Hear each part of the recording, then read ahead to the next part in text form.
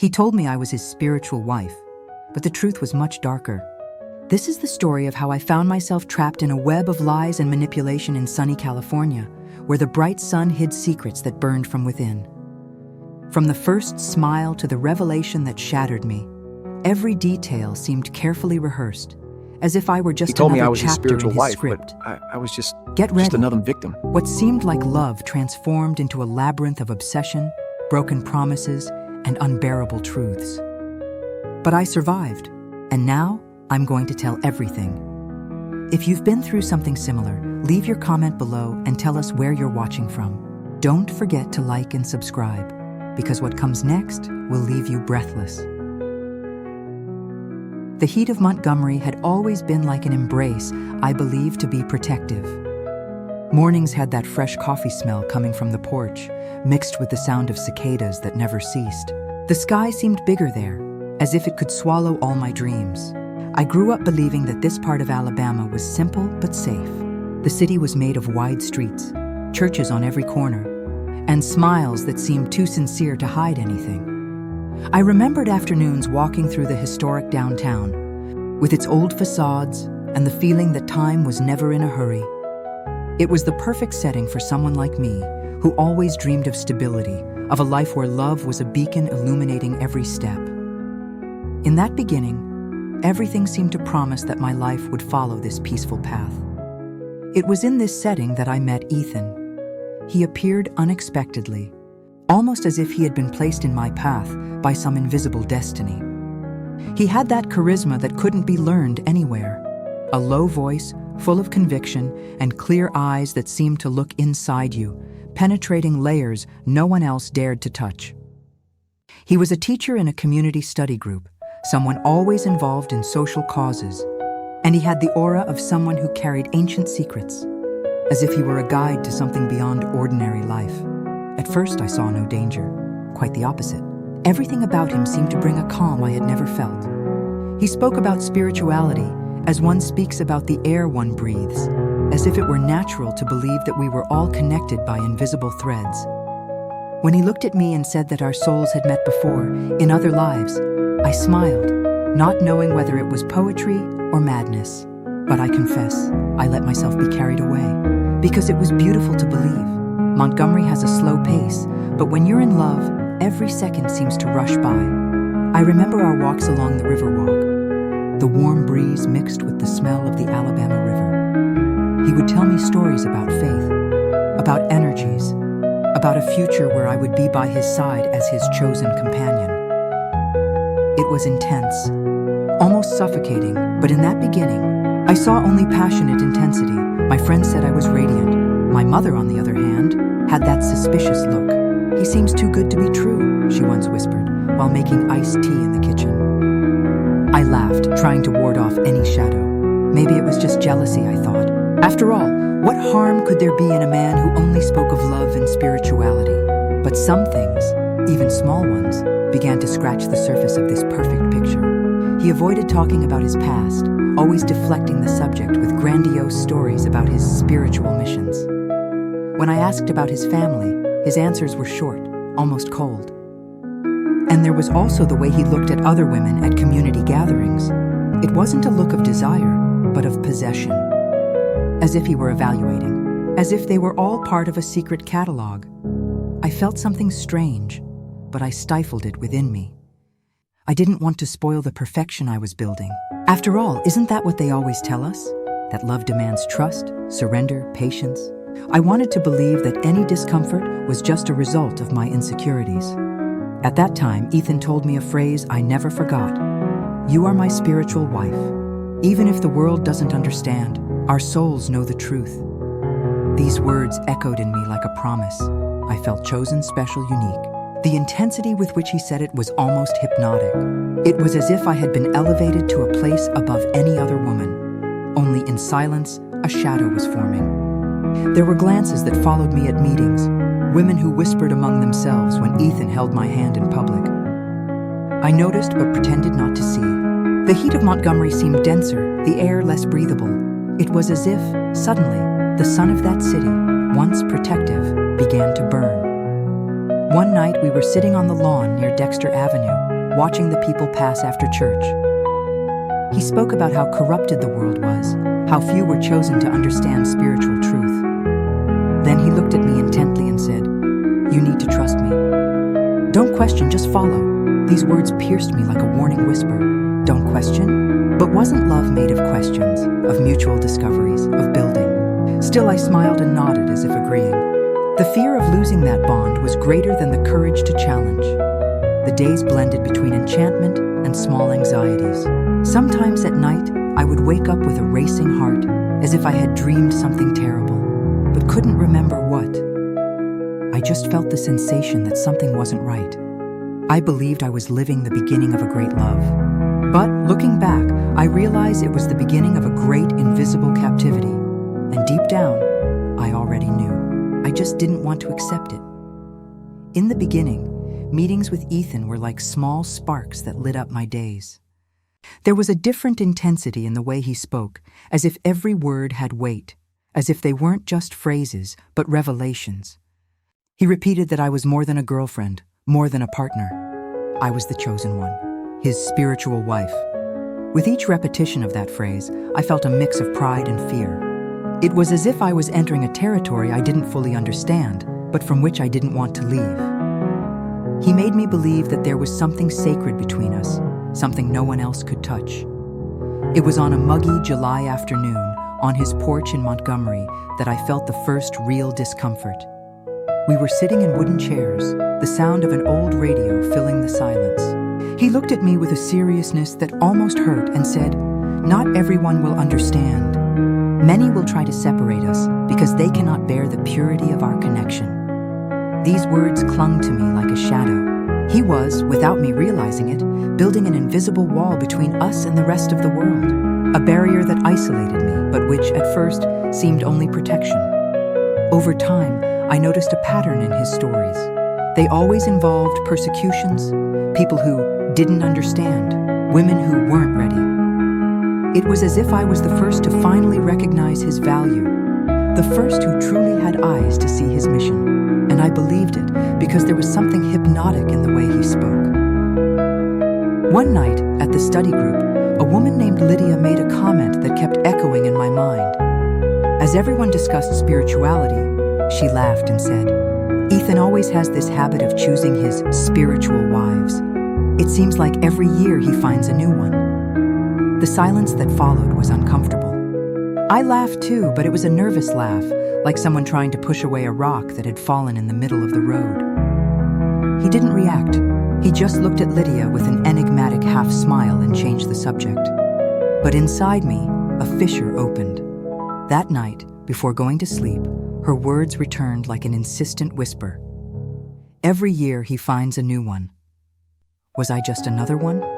But the next day, Ethan showed up with flowers at my door. The scent of the petals mingled with the heavy summer heat, and the guilt of having doubted him consumed me. He said, "You are different. No one has ever been so aligned with me." I wanted to believe. I needed to believe. Even so, the clues began to accumulate. The calls he answered secretly. The messages he deleted too quickly. The way he sometimes seemed to repeat the same phrases to other women in the group, disguised as spiritual teachings. It was as if he had a rehearsed repertoire. Once, after a meeting, I walked to the parking lot and heard two young women whispering. One of them said, "He already told me I was special, that my energy was unique." I almost fell for it, my heart pounded. I took a deep breath and kept walking, pretending I hadn't heard. But the phrase stuck to me like dust in the Montgomery heat. I started to notice small contradictions. He said he had never loved anyone like me, but I saw in his eyes a repetition, a formula that seemed to have been used before. And at the same time, I fought against myself, because admitting the truth would be the same as admitting that everything I was experiencing was nothing but a lie. One night, as we walked through Riverfront Park, he held my hand and said with an almost theatrical fervor, "If I ever lose you, my mission loses its meaning. You are my sacred link." These words, spoken under the lights reflecting on the river, left me breathless. But soon after, I saw his gaze wander to another woman passing by, and the contradiction hurt me like an invisible cut. I no longer slept well. I dreamed of voices calling me, of eyes watching me. The Alabama heat seemed even more suffocating, as if the air had become denser, too heavy for my lungs. And then came the first true shock. It was a Sunday afternoon when I knocked on the door of a community friend to return a book. As soon as she opened the door, I realized she was nervous. We exchanged few words, but before I left, she grabbed my arm and said, "Be careful. Ethan has made many promises before. It's not the first time he's called someone his spiritual wife." My whole body froze. It was as if all suspicions had turned into a mirror, and in that reflection, I finally saw the truth I had been avoiding. Still, I smiled, thanked her, and walked away as if nothing had happened. But inside me, the ground began to give way. I wanted to escape this thought, but every step, every word, every gesture of his now seemed laden with doubt. And the more I tried to deny it, the stronger the feeling that I was caught in a carefully constructed trap. And what happened next was even worse. The phrase that wouldn't leave my head hammered like a broken bell. He told me I was his spiritual wife, but I was just another victim. He told me I was his spiritual wife. I repeated it in silence, as if reciting the sentence could extract a new meaning from it. But the heat of Montgomery doesn't forgive illusions. The air clung to my skin, and the city seemed to whisper, "Wake up. Wake up now." It was Lydia who called me for coffee downtown, near the Capitol, on a late orange-tinged afternoon. She arrived with short steps, a firm gaze, like someone carrying a truth too heavy for her own body. The smell of freshly ground coffee rose like a warning. We sat down. She didn't beat around the bush. "You need to see this," she said, sliding her phone across the table. The screen stared at me like a dirty mirror. Messages, photos, screenshots of conversations. Ethan repeating the same liturgy to another woman, and another, and another. "You are my spiritual wife. We are destiny. Don't question." The same sequence of words. The same choreography. The same cult vocabulary. This time that phrase throbbed like a siren. I felt my mouth go dry. My heart tightened, out of sync. I trembled before copied and pasted phrases. I who thought I was unique. I, chosen. I, a recycled script. I took a deep breath. Something inside me asked for calm, like someone holding a cup about to fall. Lydia touched my hand. "He's done this before. You're not alone." There was no venom in her tone. There was weariness. There was the lucidity of someone who has seen the fire and learned to recognize the smoke. The coffee grew cold, forgotten. I could only read and reread every word, as if my brain needed the repeated pain to believe. The evidence continued. Invitations to purification meetings, photos of the Riverwalk with generic captions, promises of sacred missions for two, the sneaky flirtation disguised as mystical revelation. And the timings coincided with absences I had ignored. Old excuses fit into the holes of my memory like pieces of a cruel puzzle. The mask began to crack in front of me, slowly, revealing the raw flesh beneath the veneer. I left the cafe stunned. The late afternoon light hit the white facades, and everything seemed exaggerated, theatrical, as if Montgomery had become the setting for a trial. The asphalt was hot. I stepped firmly. I wasn't the only one. I was just another one, another spiritual trophy. If I believed I was a spiritual wife, I would just be another victim. The phrase seemed like a mantra suffocating my mind. I decided to listen to another voice. I remembered the community friend, the one who held me on Sunday. I called. She answered quickly, as if she had been expecting it. She agreed to meet me where the river carries stories no one wants to keep. I sat on a bench. The smell of water and iron mixed with distant children's laughter. Montgomery went on with its life, indifferent to my ruins. She arrived with soft steps. I was his spiritual wife once. The phrase fell between us like a stone. A short, heavy, irrevocable sentence. Her voice trembled slightly, almost imperceptibly, but it trembled. He convinced me with the same words, the same touches, the same silences. When I doubted, he said my faith was small. When I questioned, he accused my energy of being contaminated. I looked at the river. It wasn't just me. It wasn't my insecurity. It was a method. It was a pattern. It was a trail of salt in his hands, marking the arrival and departure of each victim. She told me about the first kiss under the same lights, the same promises on the same bench. The repetition was nauseating. The city became a map of a script. I saw the scene from outside, as if I were another woman in my body. "He will deny it," she said. "He always denies it. And he will cite spirits, karma, tests." The wind lifted a strand of my hair. I wanted to cry, but the cry got stuck somewhere between my chest and throat, an anchor. I stared at the water reflecting shards of light and wondered how many of us existed, invisible, floating in the silent currents of Montgomery. I returned home in the early evening. The sky darkened slowly, as if unwilling to witness.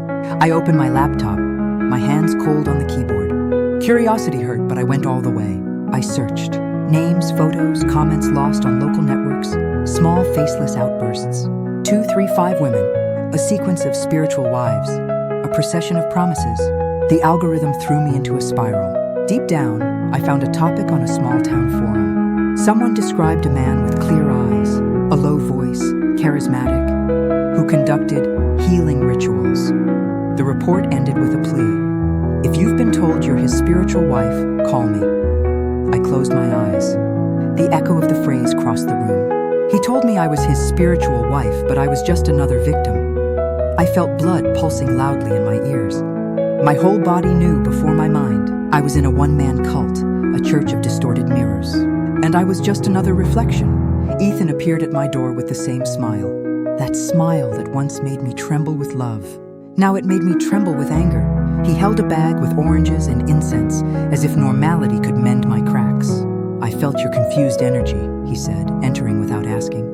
"I came to bring light." The word light burned me from within. I remembered the screenshots. I remembered the nights he disappeared to meditate while sending identical messages to another woman. I remembered the bench in the park and the confession that had shattered me. My voice came out low, sharp. "How many spiritual wives do you have, Ethan?" He stopped. It was brief, a second that outlined the entire farce. The mask faltered. Then he smiled. "That's how darkness speaks to you, trying to pull you away from the truth. Love, trust. We are destiny." He took a step forward. I recoiled. The smell of incense made me nauseous. "Don't lie to me," I whispered. My tongue felt heavy. I saw the messages. I showed him my phone. I revealed the evidence like someone turning on a light in a basement. He blinked slowly. For a moment, his face hardened, almost strange, like a painting cracking on the canvas. And then he laughed. A short, incredulous laugh. "You don't understand the spiritual plan. These women are sisters on a journey. You are the only spiritual wife. They are stages." The word stages exploded in my head. I felt something break. It wasn't just trust. It was the version of myself that believed him. A part that wanted an altar for love and got a stage for a manipulator. My breathing became shallow. The room seemed smaller. He continued, "Your insecurity is blinding you. This is a test," the guides showed me. "If you pass, we will ascend together." Perversion gleamed for a moment in his eyes, like a discreet lightning flash. Anger rose through my body like fire. I spoke softly, but firmly. "You are not a prophet. You are a repeated script." He studied me, measured every muscle in my face. "Be careful with your words," he said gravely. "Energy responds." The threat came wrapped in silk. And I saw it. I saw the internal structure. The method. First exaltation, then isolation, finally fear. I was in the third act. The argument dragged through the corners of the room. He tried to hug me. I dodged. He tried to quote passages, mantras, signs. I threw facts, dates, names. He stalled for time with smoke. I hammered a nail into the ground. In the end, he raised his voice. "If you leave now, you will regret it spiritually. You will lose your mission. You will be empty." I breathed. The silence became heavy. "I'm already empty," I said. "Because you emptied everything." The phrase broke me and recomposed me at the same time. He left, leaving the incense burning. I opened the windows. The night wind came in with the smell of distant rain, as if the city sighed with me. I sat on the floor. I cried, not like before, not like someone begging for return. I cried like someone recognizing their own name after a long time. Montgomery outside remained hot, but I felt cold. I hugged my own arms. Did I need more proof? Maybe not. But sometimes the mind wants the verdict written in stone. 2 days later, at the study group, Lydia pulled me aside. She agreed to talk. The she was one of the women from the forum. We arranged to meet in a community room near Dexter Avenue. I arrived early. The metal chairs scraped the floor. An old fan made a sound like wings. When the door opened, a woman in a simple dress, hair tied back, tired eyes, entered. She didn't look at me like a victim. She looked at me like a survivor. She sat down. She placed an envelope on the table. Here are my conversations with him. Audios, promises, the diary I wrote when I realized. I touched the envelope carefully, like someone touching an open wound. She spoke for half an hour, details, timings, the same bench, the same phrase, "You are my spiritual wife." The repetition was not a coincidence. It was a signature. When she finished, silence. I breathed and realized I no longer trembled. The pain, contained in hot ceramic, had turned into a firm line. I knew the way now. I could follow it to the end, but not alone. I looked at Lydia. "It's over," I said. She understood. I left the room and stopped on the sidewalk. The Montgomery sun cut the street into blades of light. People rushed by, indifferent to my revolution. I touched the envelope against my chest. I felt the rough paper. I felt the city. I felt my own skin becoming mine again. There was no way to cover the crack in the mask anymore. It was on the floor, in shards, shining under the sun. My voice found a phrase, simple and sharp, that I said only to myself. The one-man cult is over, and what I did after that set everything on fire. Silence became my refuge. After seeing the messages, hearing the accounts, and holding the envelope with the evidence, I could no longer deceive myself. Still, I decided not to confront Ethan immediately. I preferred to observe. His mask had already cracked, but I wanted to see how far the farce extended. In Montgomery, the days remained scorching. The sun reflected on the white facades, as if nothing had changed. But for me, every detail seemed contaminated. The smell of incense in the room, the rehearsed tone of his voice, even the walks along the riverwalk, everything carried the taste of a lie. I mentally noted the times, the gestures, the repeated phrases. It was like collecting fragments of a macabre puzzle. The nights were even crueler. I woke up with a start, my heart pounding, feeling like someone was watching me in the dark. The memory of the other women haunted me. Did they also sleep like this, afraid of living a borrowed story? I remembered his every word. "You are my spiritual wife. Our souls have met before." And the phrase, which once seemed like an oath, now sounded like a dirty mantra, used and discarded. I began to revisit past moments. The first glance in front of the community center, the flowers he left at my door, the walks at dusk, every memory seemed tinged by a new filter, a dark filter. I realized how he always deflected when I asked about family, how he changed the subject when someone mentioned the past. They weren't innocent distractions, they were strategies. One afternoon, rummaging through one of his drawers while he was on the phone in the backyard, I found a notebook. The notes were fragmented but clear enough. Names, dates, initials of women, and next to them words like energy, purification, mission. It was an inventory of victims. My fingers trembled as I leafed through those pages. Each name represented a story, a broken heart, a manipulated destiny. I kept the secret. I didn't tell him I knew.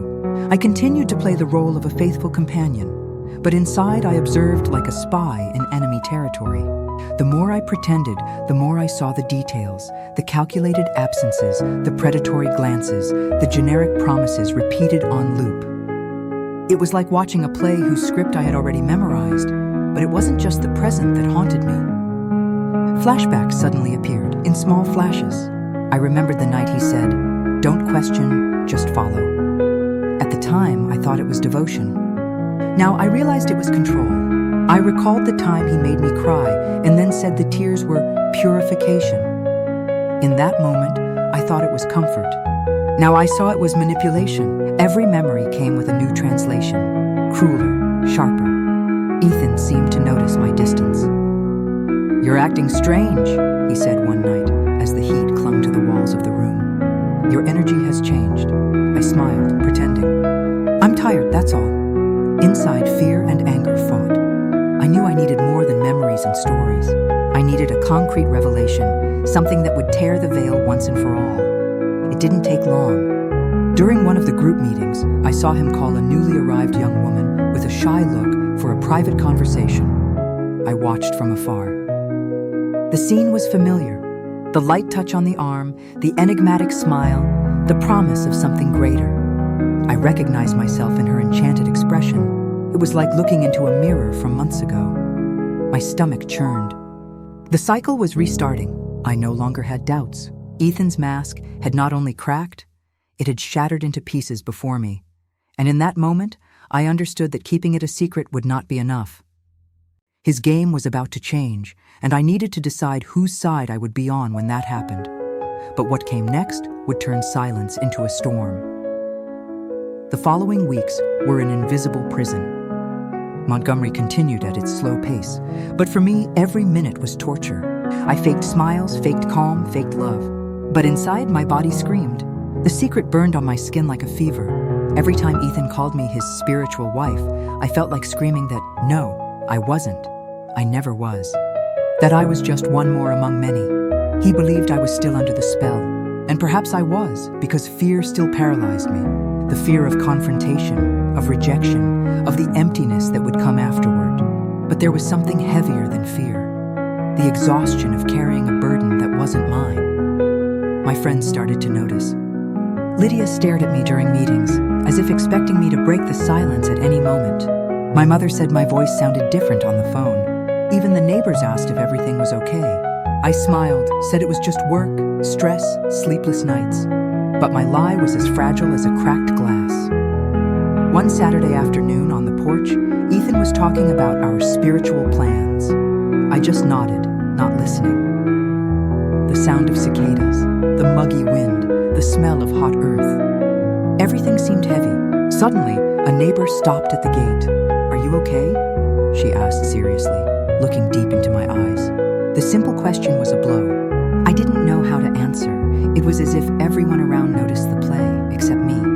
Or rather, except me until now.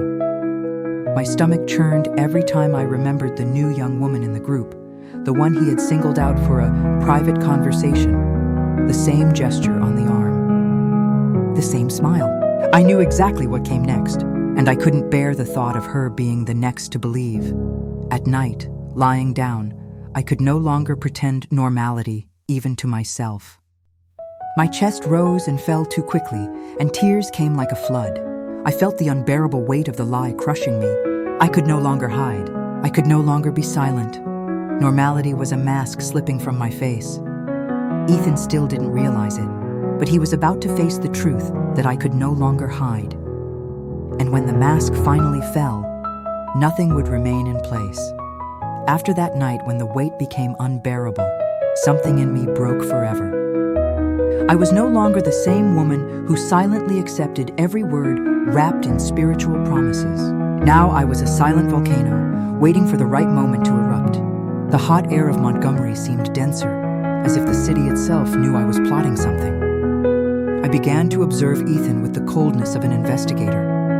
Every sudden departure, every hurried phone call, every rehearsed smile for new women in the group was another piece on my chessboard. And for the first time, I began to move my own pieces. I secretly spoke with Lydia.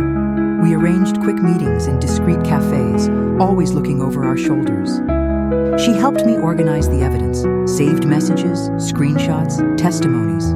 Each document was a bullet loaded in the chamber, waiting for the moment to fire. My community friend also joined the circle.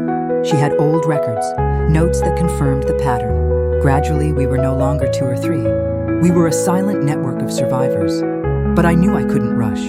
Ethan was charismatic, convincing. One gesture from him would be enough to turn any accusation into doubt. I needed the confrontation to be irrefutable, public, impossible to suppress. The plan grew within me like a twisted tree, each branch pointing in the same direction. Exposure. Sometimes, courage faltered.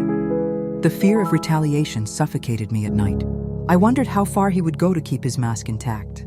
But then I remembered the newly arrived young woman, the next in line of victims. I remembered all the women who confided their stories to me and the notebook full of names I found in his drawer. This thought ignited me again. I needed to move from the role of victim to the role of something greater, breaking the cycle.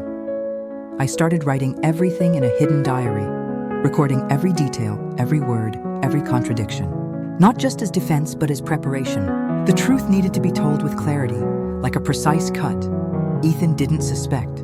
He continued to repeat the phrases in that low, hypnotic voice. He continued to call me his spiritual wife.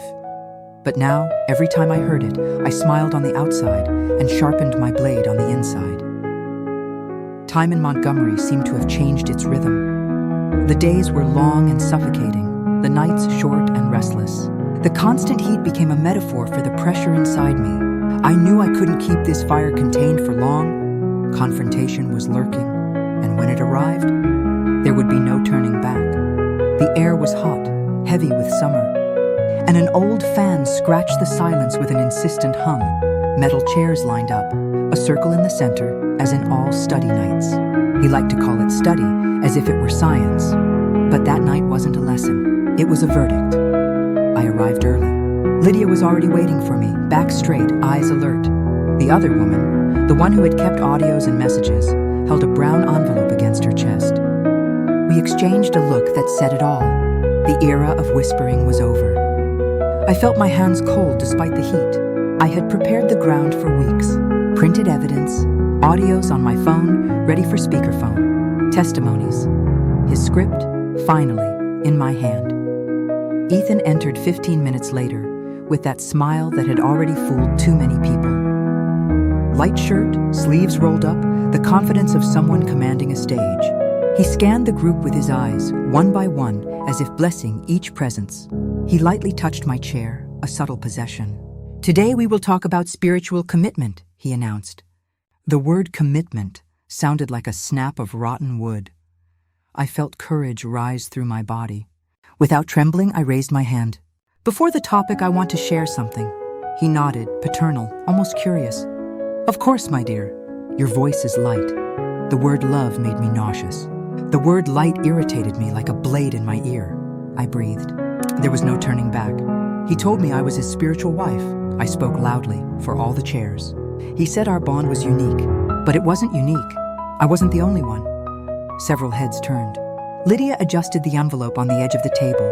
The woman with the audios opened her bag. The fan's hum seemed to stop for a second. Ethan smiled, twisting his mouth. "Darling, I perceive turbulence in your energy. We can talk later in private. It's not appropriate to expose your fragility."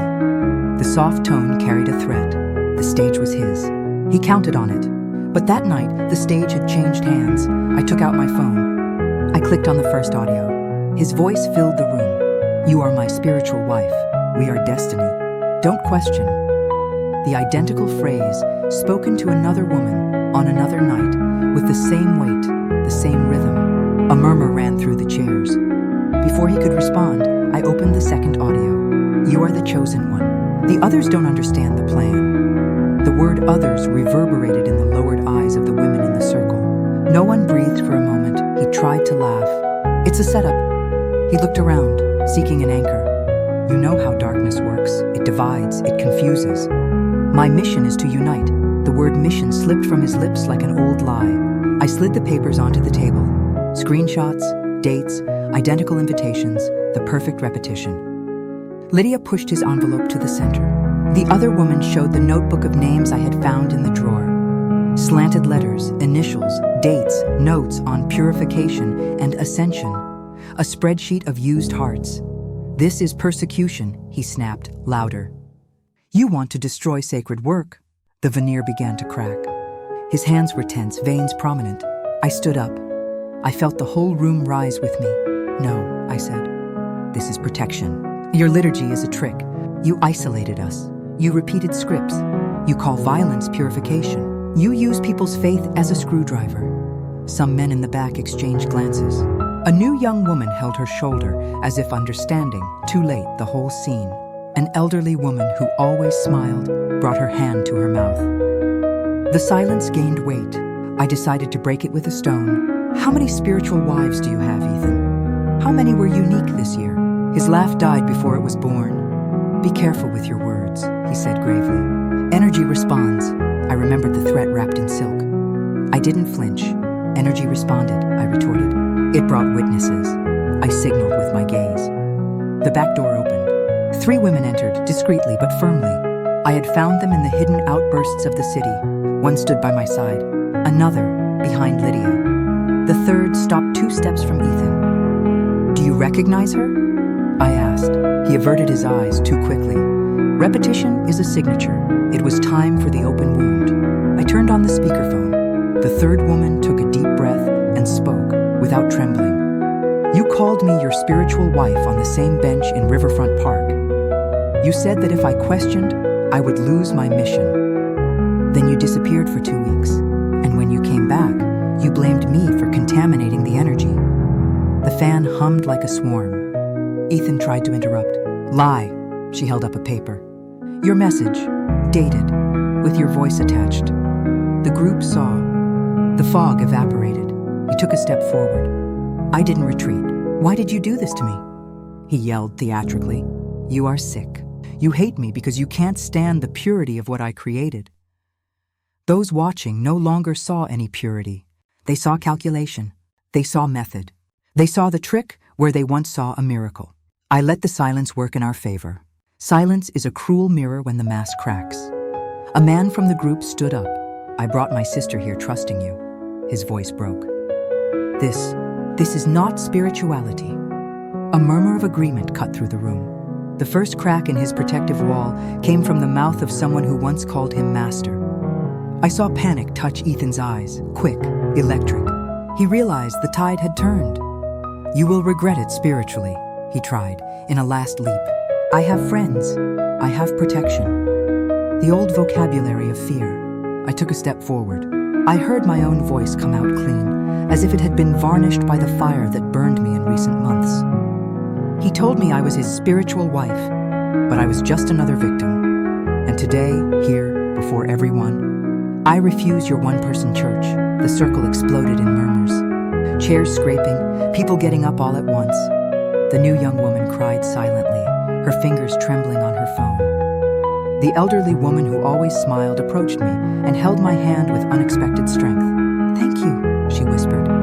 In the corner, Ethan gripped the table so hard that his knuckles turned white.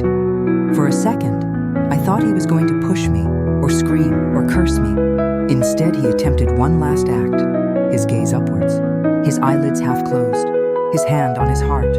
"Guides, show the truth." The truth was already on the table. Lydia opened the brown envelope and spread the rest. The map of identical messages. Stamped for months. Always the same phrase, "Don't question." Always the same threat, "You will lose your mission." Repetition became proof. The group, once a flock, became a jury. His authority melted under the yellow lamp of the community room. He took 2 steps back. The stage, finally, without an audience. I could have stopped there. It would have been enough to break the spell. But there was something I needed to say, not for myself, but for all those in that invisible circle. "It's not about error," I said, looking at each face. "It's about pattern, about turning women into stages, about calling violence purification, about using people's faith as a wrench." I felt courage occupy the place of fear, like someone rearranging furniture at home. Ethan no longer smiled. His charisma crumbled. The man in front of me was just a sweaty, tired body looking at the door. "It's over," I said simply. The word echoed in the beams, in the eyes, in the hands. He tried to make his way out, but the group didn't move. It wasn't violence. It was a boundary. He clenched his jaw, picked up his bag, put away the notebook of names like someone saving a relic, and walked across the room without looking back. He disappeared down the hallway. The wheels of the chairs scraped the floor like harsh applause. No one celebrated. It wasn't a party.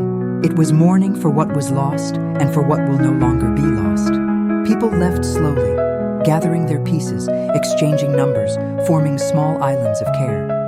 The new young woman hugged me, a short, urgent hug, like someone holding another person at the edge of the water. "Thank you," she repeated, and I heard it again, like a real blessing. When the room emptied, I sat on the floor, my back against the cold wall. Lydia knelt beside me. We did it. I wanted to believe. My body trembled, not from fear, but from the weight that had finally lifted. The old fan continued its ancient hum, like a metallic cricket reminding me that Montgomery goes on, even after fires. Still, I knew the night didn't end there. Men like Ethan don't accept the end with a wave. They rewrite themselves. They justify themselves. They retaliate. My skin tingled without a breeze. On my phone, a new unknown number flashed on the screen. A short message. You don't understand what you've stirred up. My heart raced. I showed it to Lydia. She nodded, serious. This is the part where the ghosts come out of the walls. The catharsis had come, yes. But every revelation leaves a trail. And there, in the narrow corridor that smelled of old paper and cheap incense, I understood that truth, exposed, inaugurates another battle. The repercussions. The next day, the mud splashing on those who dare to speak. I took a deep breath, put my phone in my pocket. I stood up slowly. The corridor seemed longer than when I entered. I had won the stage. Now I needed to cross the city, and what awaited me outside had teeth. Montgomery seemed like a different city when I left the community room that night. The streets were still the same. The heat still rose from the asphalt like steam, but I no longer walked under the same sky. The catharsis had happened. The public confrontation exposed Ethan before everyone, and the glow of his charisma melted like wax before the evidence. But truth, when revealed, never comes alone. It always drags ashes. The next day, the messages began. First, whispers of support. Women I had never seen writing. Thank you for speaking up. Then came the reactions of shock. People who still clung to his image. You overreacted. He was confused, not malicious. The old trick of planted doubt. The trail of ashes spread like a slow fire in dry brush. In the community, the division was visible. Some distanced themselves from me, averting their eyes in the hallways, as if I were to blame for having torn off his mask. Others approached in silence, with lingering handshakes, quick hugs, glances that said more than words. I was both a beacon and a target. Ethan did not disappear. That's not how these men operate. He reappeared in small, calculated gestures. He published long texts about spiritual betrayal. He quoted vague passages, portraying himself as a victim of persecution. Some believed him. Others began to notice the pattern. But every line he wrote was another nail in the coffin of the character he himself had created. I, however, carried the invisible weight of the repercussions. I slept poorly, waking up with a racing heart at the sound of phone notifications. Among messages of support, veiled threats arrived. You don't understand what you've stirred up. You'll pay for destroying a mission. Each of these phrases was a stone thrown at my already wounded body. Even so, I refused to return to silence. Lydia reminded me of this every morning. You've already burned the bridge. There's no way to cross back. And she was right. I could no longer pretend I didn't know. What scared me most was the shame that still throbbed within me. Shame for having believed. Shame for having allowed myself to be blinded by repeated phrases. Shame for having been just another victim. I wondered how many still walked through Montgomery with that same shame stuck in their throats. One afternoon, walking through Riverfront Park, I saw the new young woman from the group sitting alone. Her gaze lost in the river. I sat beside her without saying anything. After a few minutes, she spoke. I almost believed him. Almost. That word gave me strength, because I realized that the exposure had not been in vain, that the trail of ashes also brought space for rebirth. But deep down, I knew Ethan had not given up yet. Men like him don't accept defeat.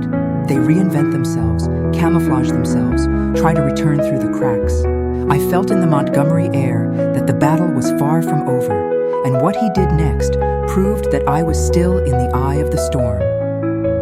The following nights were a battlefield. Montgomery continued its slow days, the heat dragging over the sidewalks. But inside me there was an earthquake.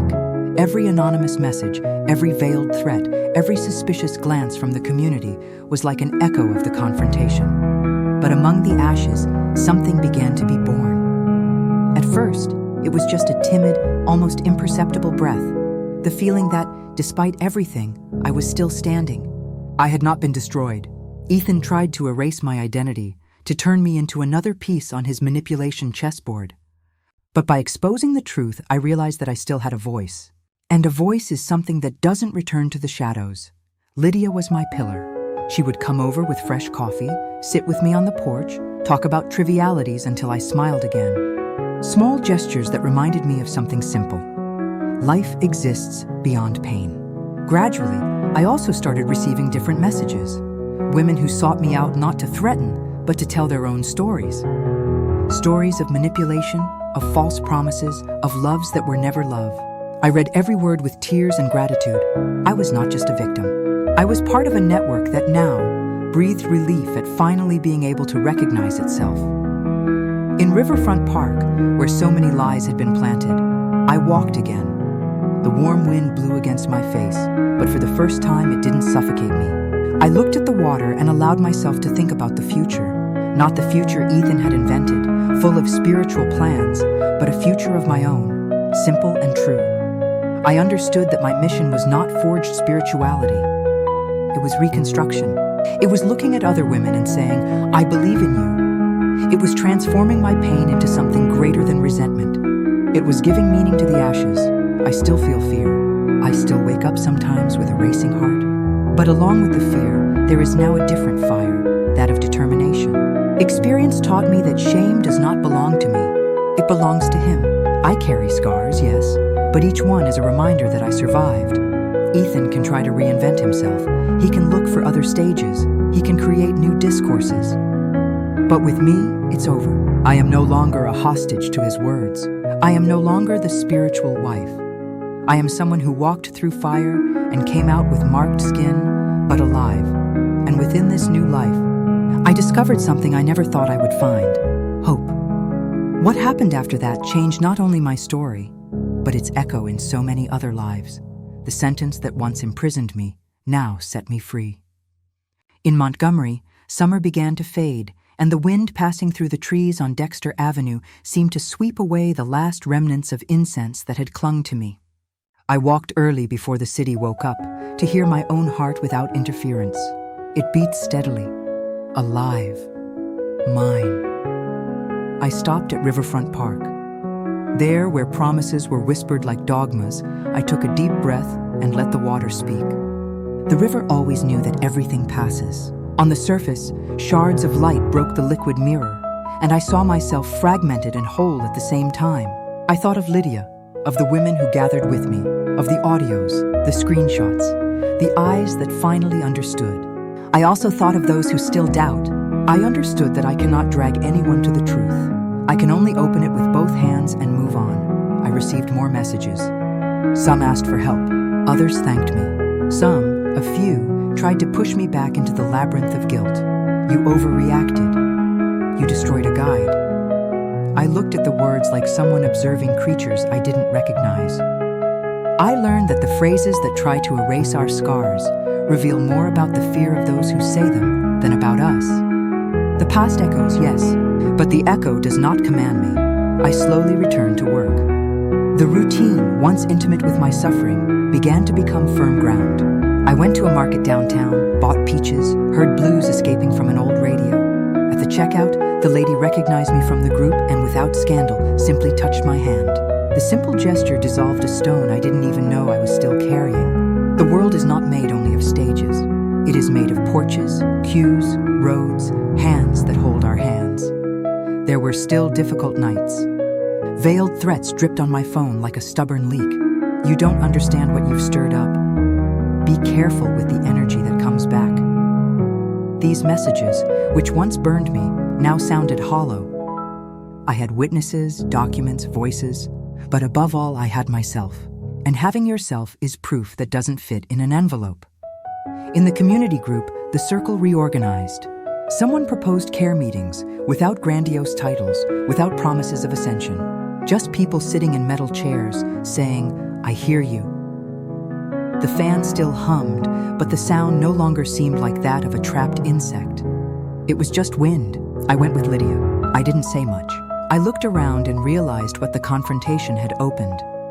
A new space without an owner, where the word we is not confused with I.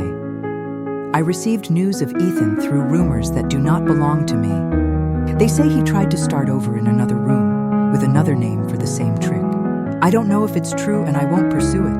My story is not his biography. My story is the line I drew when I said enough.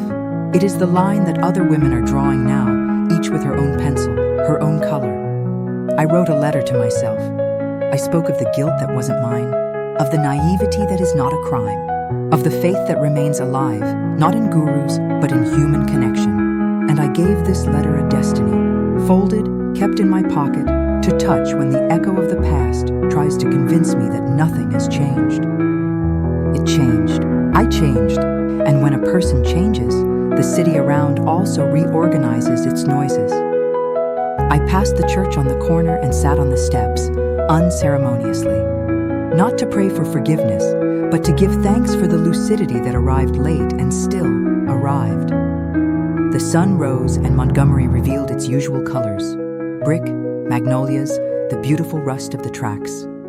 Who would have thought that these common colors would save me from the dangerous aesthetic of the special? The everyday gave me back my body. The real gave me back my name. In the afternoon, I met the young woman who almost fell for the same plot. We walked slowly. She asked how to stop feeling shame. I stopped, looked her straight in the eyes, and said what I wished I had heard. Shame is the aggressor's inheritance, not ours. We inherit something else, the right to the future. She breathed long, like someone unlocking a window. I gave her my number. She gave me a small, clean smile, worth a lifetime. I put together a folder with everything: audios, screenshots, testimonies. Not as ammunition for revenge, but as a tool for protection. I left it with trusted people. To keep is not to relive. It is to prevent. I do not watch the past. I learned from it. And learning is a form of freedom that no one takes from us. I returned to the Riverwalk at dusk. The heat gave way to a breath that touched the skin without hurting. The river carried stories, yes, but it also carried away what no longer served. I spoke softly to myself, the whole phrase, to exorcise every syllable. He told me I was his spiritual wife, but I was just another victim. Then I added the missing part, the part that is mine, and now I am no longer. I choose what names me. Memory does not go away. It changes its place within us. What was captivity becomes a trail. What was a mantra becomes a warning. What was a wound becomes a map. With the map in hand, I cross the bridge. On one side, the theater. On the other, life. Life has silence, yes, but it is a silence that rests, not a silence that imprisons. Life has the noise of children running, of pots clanging, of unexpected rain. Life has a future, and the future does not speak in a low, manipulative voice. The future speaks in the plural. Some words still haunt me, like lights blinking late at night. I don't expel them. I talk to them. I say, I see you. Thank you for warning me. Now you can rest. And they rest, and I sleep. I wanted to end with something spectacular, a grand gesture, a cinematic closing. But what saved me was never the spectacular. It was the simple. It was saying no. It was saying enough. It was saying me. So I end like this. I continue. I continue with my friends. I continue with my mother. I continue with the women who came before and those who will come after. I continue with my scars mapping the way back home. If you've listened to me this far, leave your mark. Like this video, subscribe, and write in the comments where you're watching from. Share so that someone else recognizes the script before it becomes a prison. The story doesn't end with my voice. It begins anew in yours. My final phrase is an open door. The faith that guides me now doesn't need an owner. It needs